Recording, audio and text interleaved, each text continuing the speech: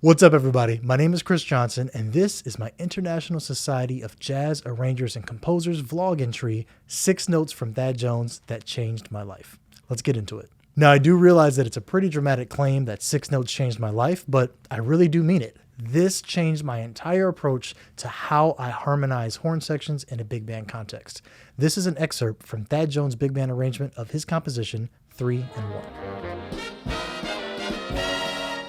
All right, so let's check out those 6 notes and we can talk about the techniques that Thad Jones used that really had an impact on my arranging. What I love about this is that it's a pretty basic E-flat major diatonic melody, but he gives some motion in the bass trombone that really opens this thing up.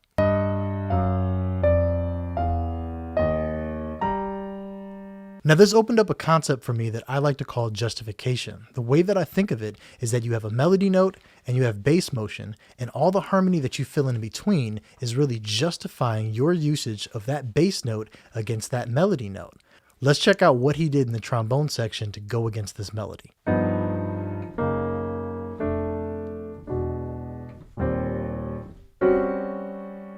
What's really dope here is that you have all of these alter dominant chords and major chords that are all supporting this melody in the key of E flat, but we're moving down chromatically and then ending up on this beautiful crunch up top. Let's check out how he harmonized the trumpets.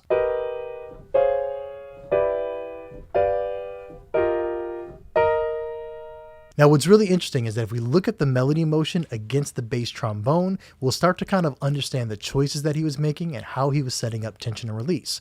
I'm going to do a full analysis of each chord and really break down how that chord supports our melody. All right, in this first chord, the bass trombone's on a G and the lead trumpet's on an E flat. So that's the interval of a sharp 5 or a flat 13th. To harmonize that, Thad Jones arranged the root, the dominant 7, the 3rd, and the sharp 5 in the trombones, and the root, sharp 9, 3rd, and sharp 5 in the trumpets.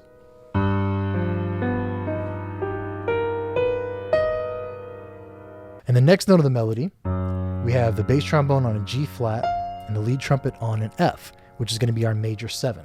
He voiced the trombones as root, 5th, 3rd, and 6th, and the trumpets as the 9th, sharp 11th, 5th, and the major 7. Next, the melody moves to a D supported by an F in the bass, which is an interval of a major 6. The trombones play root, 5th, 3rd, 6th, while the trumpets play major 7, 9, sharp 11, and the 13. Next, we have an E natural with an F natural on top, so we have the interval of a flat 9. Notice that so far we haven't had any repeated interval in terms of our relationship between the bass trombone and the lead trumpet. So now in the trombones we have the root, the 5th, the 3rd, and the dominant 7. And we spelled a G7 chord on top with the trumpets, spelling out the sharp 9, the 5th, the dominant 7, and the flat 9 on top.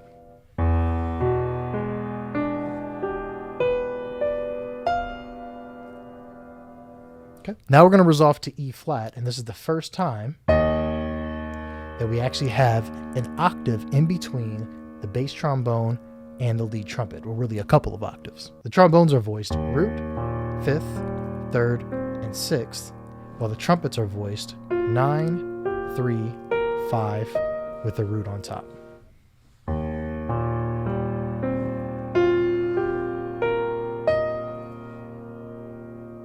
And last, and certainly not least, we have the bass trombone jump all the way up to this G, while the lead trumpet's up here on this B flat. And we end up supporting that with an E flat 13 sharp 9 chord. So, in the trombones, we have the 3rd, the 13, the 7th, and the sharp 9. And the trumpets are only harmonized in 3 notes with the 5th, the root, and the 5th again.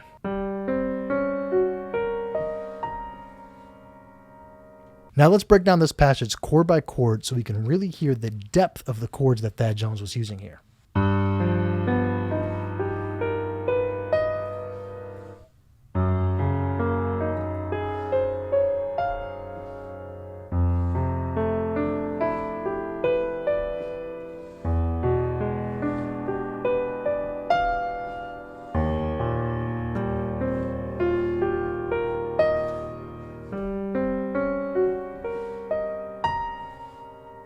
And those are the 6 notes from Thad Jones that completely changed my life.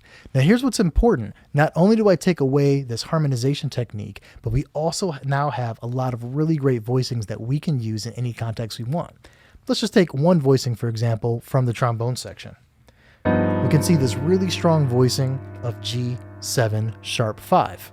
I'm going to take that, start moving it through the circle of fourths, and it becomes a part of my vocabulary.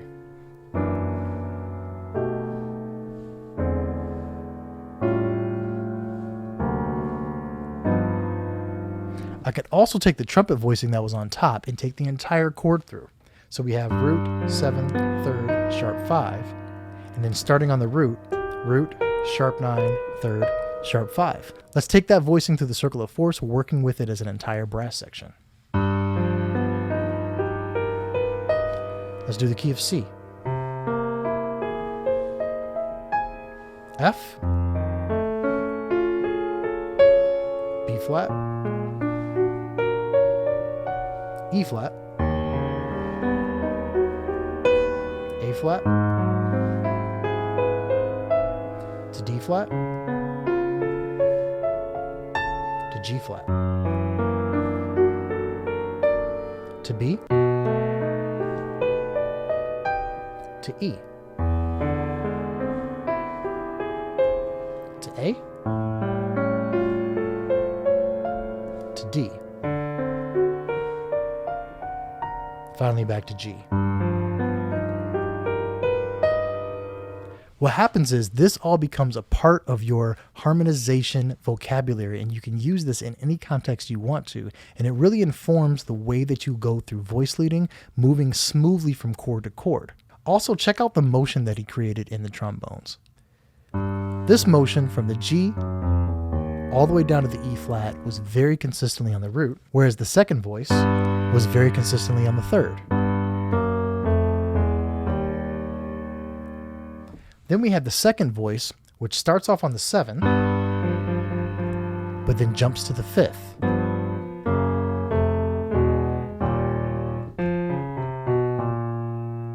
And then the lead voice, which alternates between moving and not moving, creating a very interesting tension and release. So here we have the top voice on the E flat, and it's going to repeat that E flat. Now it's going to move down to the D, and then repeat that D, and then move down to the C. And of course, jumps right up here for this beautiful tritone interval, giving us that E flat 13 sharp 9. The point that I want you to take away is that now this frees you up to think about the relationship between melody and harmony and creating chromatic motion to open up your palette in terms of the way you approach harmonizing lines. All right, so there you have it. 6 notes from Thad Jones that completely changed my life. Special thanks to the International Society of Jazz Arrangers and Composers for having me. My name is Kris Johnson. Thanks so much, and I'll see you next time. Peace.